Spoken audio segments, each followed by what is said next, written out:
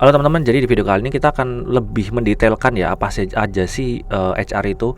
Sebenarnya kalau emang perusahaannya masih kecil itu tuh ini ya, jadi generalis sih sebenarnya ya. Sebenarnya jadi generalis karena ya masih kecil juga dan karyawannya juga masih kecil, jadi yang dihandle juga masih kecil.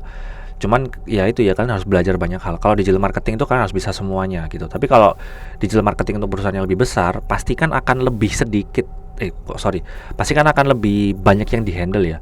Berarti mulai spesifik tuh, misalnya gua akan ngerjain cuman rekrutmen doang atau learning and development doang, karena yang diurusin semakin banyak, jadinya ya kita mulai spesifikin gitu. Makanya di sini ada yang spesialis gitu, ada yang generalis, ada yang spesialis kayak yang tadi gue jelasin di awal. Itu ini perusahaannya mulai menengah dan ke besar, sama dia mulai spesifik aja nih. Kalau spesialis udah mulai spesifik ke satu bidang. Makanya kalau gue sering bilang di live itu kan, HR itu sebenarnya kayak payung ya, dan di bawahnya itu ada banyak nih. Kayak misalnya ini ada TA, talent acquisition atau recruitment, small learning and development, mau HRBP tadi, mau Komben, mau industrial relation, itu semua di bawah HR gitu.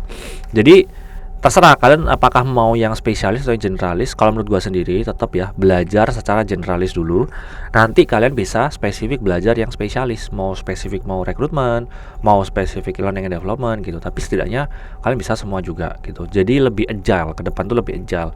Jadi jangan cuman fokus ke satu aja, tapi yang lain tuh juga at least tahu dan bisa gitu. Tapi kalau mau spesifiknya di mana itu, misalnya gua kayaknya mau di Komben aja deh, nggak apa-apa gitu. Jadi porsinya lebih banyakin di Komben nanti, tapi yang lain tetap tetap tahu gitu. Nah di sini kalau HRBP itu ini ya, jadi buat planning buat bisnis kedepannya kayak gimana, bantu buat kebijakan juga. Terus diawasi tuh kebijakannya apakah tetap udah dilakuin atau belum gitu. Kalau yang industrial relation ini yang gue pelajarin tuh dia belum terlalu banyak ya.